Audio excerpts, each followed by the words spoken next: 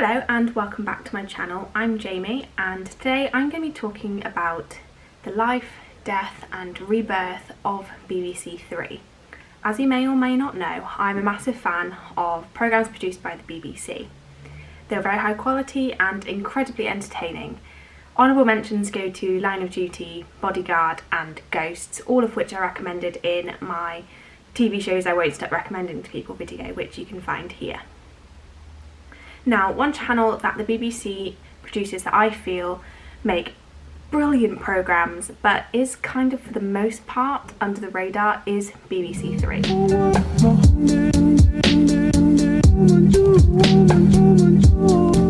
First, I am going to go into the brief history of BBC Three. So, BBC Three first launched on the 9th of February 2003, replacing BBC Choice. It produced award-winning content such as Gavin and Stacey, Little Britain, The Mighty Boosh, Bad Education and Cuckoo.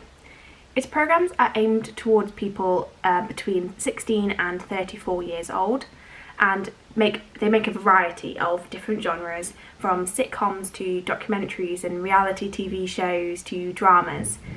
A great aspect of BBC Three was that 90% of their programmes were British made and 70% of them were completely original. Despite its popularity and success, it had to share a bandwidth with CBBC, which, if you don't know, is a children's channel, which was on air from what I can remember 7 AM to 7 PM. So BBC Three could only broadcast from 7 PM to 4 AM, which I believe did stunt its growth a bit, as you know, people could only watch it if they had work the next day. They couldn't stay up till 4 AM to watch BBC Three, yeah? And so when it was on air, it only brought in about 9 million viewers a week, which sounds a lot, but compared to other channels is not that much.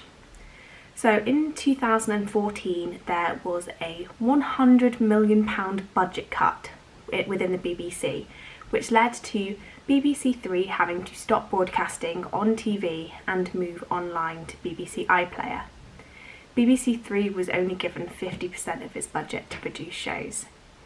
There was a lot of backlash for this decision from both BBC Three viewers and celebrities who were on shows produced by BBC Three, such as Jack Whitehall, who created Bad Education. And there was a petition called Save BBC Three, and it garnered over 300,000 signatures. But despite this backlash, they went ahead with the move, and BBC Three stopped broadcasting on the 16th of February 2016. Even though they were no longer broadcasting, this didn't mean that they couldn't produce shows. They were given a 50% reduction in their budget, as I mentioned before, which was intended for the production of short-form content, and they completely rebranded. Their logo changed from this to this, and their purpose changed from the typical traditional John Reith's inform, educate and entertain the audience to encouraging the audience to think, laugh and have a voice. BBC Three took a while to start growing on their online platform, mainly due to the fact that it was the first time that BBC iPlayer wasn't just there for people who had missed the show on TV and needed to catch up. They were actually going to be producing original shows exclusive to iPlayer. This, I feel, was quite a smart move. Even though it was a shame that BBC Three was given less funding and lost its broadcasting opportunities, it did happen at a time where Netflix and other on-demand services were beginning to take over traditional TV broadcasting. This is what is called the post-TV era. As a result of longer work hours and an influx of loads of new TV shows, people often couldn't make it to watch a programme on a specific day at a specific time, whether that be to working when that show is on or it clashing with another show that they want to watch on TV. Thus, the growth of Netflix led to the act of binge watching. BBC Three capitalised on this trend of binge watching and started to release an entire season at once, which allowed viewers to watch a show whenever they wanted at their own pace, whether that be watching the entire series at once in one sitting, or watching 1 or 2 episodes whenever they have the time. This was perfect for people on the go and younger people who generally have more time on their hands. It is also of no extra charge for people who pay the TV licence fee, which I know is a bit of a contended issue at the moment, so I won't get too much into that. But it wasn't an additional fee like you have to pay Netflix, like however much it is a month.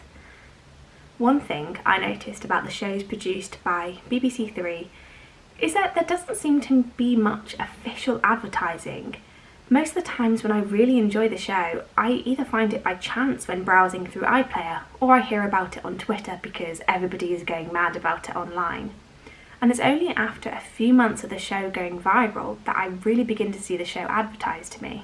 So, for example, one of the most famous TV shows made by BBC Three for iPlayer is the absolutely amazing Fleabag created by the genius that is Phoebe Waller-Bridge. Again, I heard about this show when the second series came out and everyone was going crazy about Hot Priest and how genius the show is. And I watched it and I am so glad I did, because it was everything anyone was talking about for a good while, and I honestly have no idea how I managed to miss it the first time when the first season came out. I am absolutely gutted I didn't get to watch it when it first came out, but I am so glad I did. It is genuinely amazing. This show was incredibly innovative and hilarious and was nominated for 11 Emmy Primetime Awards and won 6 of them.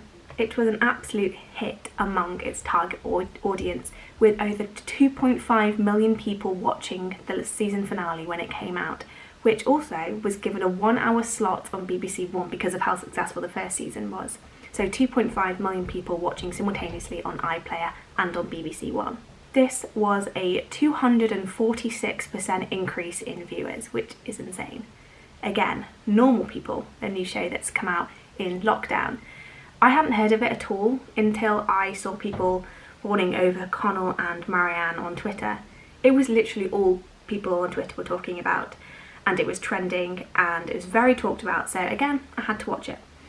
This was the most watched BBC Three show ever, with a whopping 21.8 million views and 6.8 million people watching the first episode on iPlayer.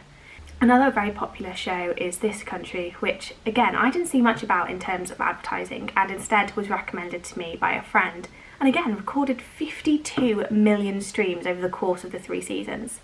Overall, BBC iPlayer received 927 million requests to stream between the 23rd of March and the 13th of May 2020, which are absolutely insane numbers to think about.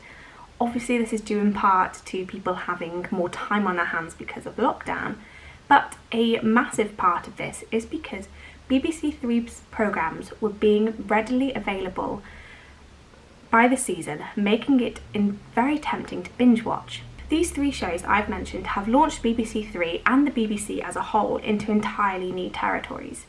Programmes produced by BBC One or Two were even being released simultaneously, 1 episode at a time weekly on BBC One, and by putting the entire show on BBC iPlayer so people can stream it all at once. Here they have seen how effective letting people binge watch the show is, but they also keep traditional broadcasting TV alive. As their target audience is 16 to 34, this suits both groups of people who can watch it all at once, that's me, and people who like to sit down at a certain time and watch live TV. Having it broadcast on TV at a certain time also gives people who may be unfamiliar with BBC iPlayer the chance to just stumble across it and find a show that they enjoy. Because of BBC Three's popularity and success, there are even talks of BBC Three returning to broadcast television 4 years after it was moved online, which just goes to show how quickly it has grown and how it has shown how valuable it is. And I'm really excited to see what shows BBC Three produces in the future and whether they do return to live television. I hope you enjoyed this video. I really love BBC and BBC Three in particular, and I would love to do some more videos talking about them, so if that's interesting to you as well then please let me know and I will definitely look into. I'm thinking of definitely doing a video on Fleabag, like how can I not? I might watch the, I think if it's still available, the National Theatre production of it, because obviously it's a stage play, and compare the 2. Also might do a book to TV comparison of Normal People, so if either of those 2 are interesting to you, please let me know. And yeah, comment anything you want to comment down below, and please like this video, it'd be very, very appreciated. And if you do like these types of videos, please subscribe. There are many more coming in the future. So yeah, thank you very much.